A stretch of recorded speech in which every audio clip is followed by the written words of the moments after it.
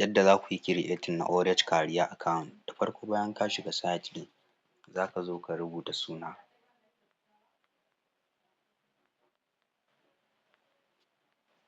za ka zo ka saka email address naka,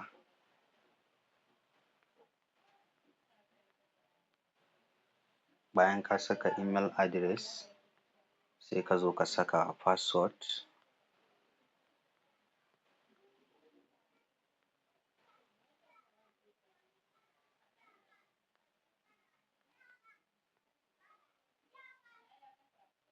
sai ka zo ka danna I read and accept terms, sai ka danna sign off. Za su tura maka link zuwa cikin Gmail account, sai ka buɗe Gmail account ɗin, sai ka danna gurin layuka guda ukun nan da ke sama, bayan ka danna sai ka yo ƙasa ga gurin spam, sai ka shiga spam,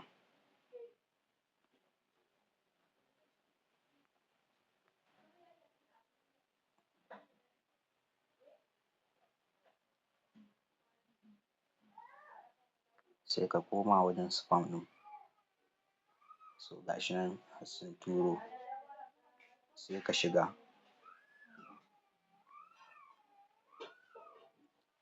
sai ka danna verify email address,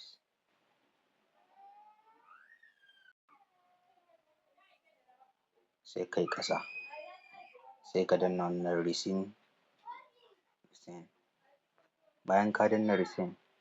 sai ka koma cikin Gmail ɗin, za su turo maka second message, sai ka yi refresh, ga shi nan har sun turo, bayan sun turo sai ka zo ka danna receive password,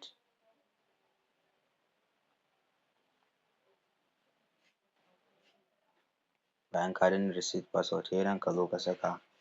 sabon password na email address naka,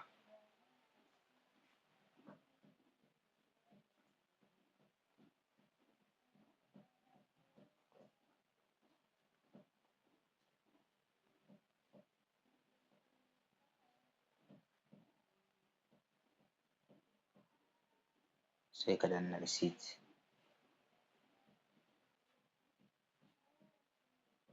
sai ka zo ka cike sunayenka,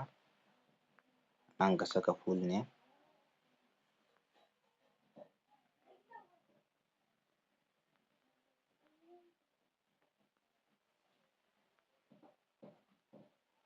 nan last name,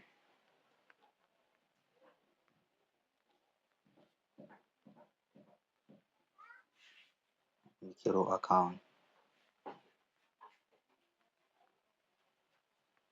sai ka zo ka saita ƙasar,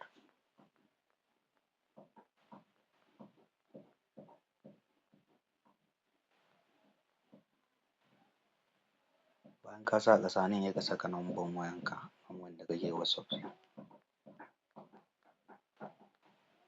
sai ka danna save information, shi kenan ka gama completely. Yanzu abin da za ka yi sai ka yi back,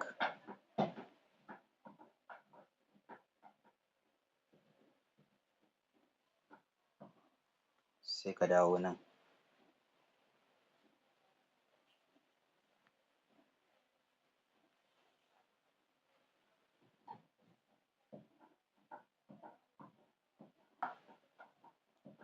sai ka yi searching na wannan URL ɗin,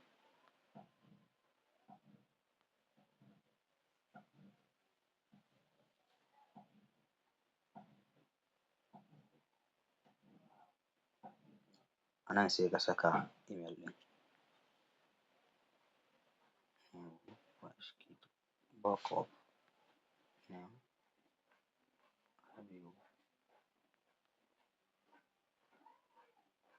Abdullahi,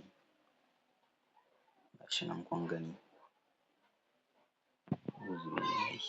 email ɗin, sai ka rubuta sunan ko kuma ka bar shi haka nan. optional ne, sai ka danna start chat, sai ka danna talk to woman, sai ka jira wani ya reply, zan jira na minti biyu.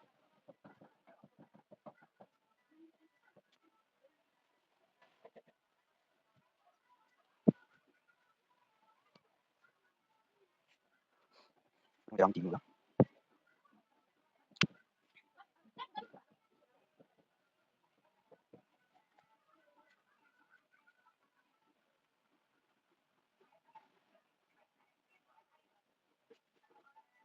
So ya yi reply,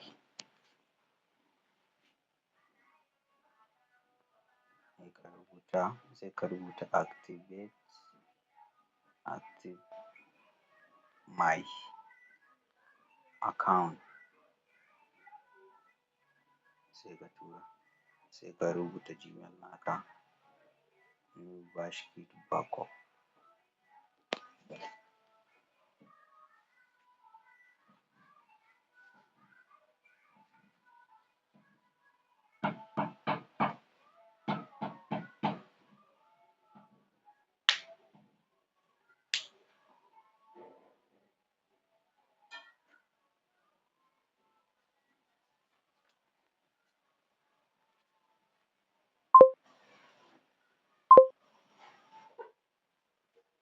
So yanzu bari mu jarraba yin login.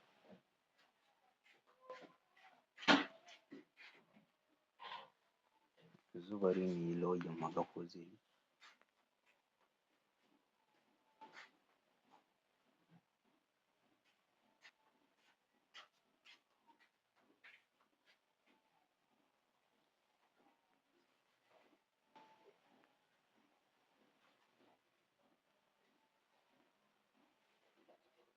Sai password.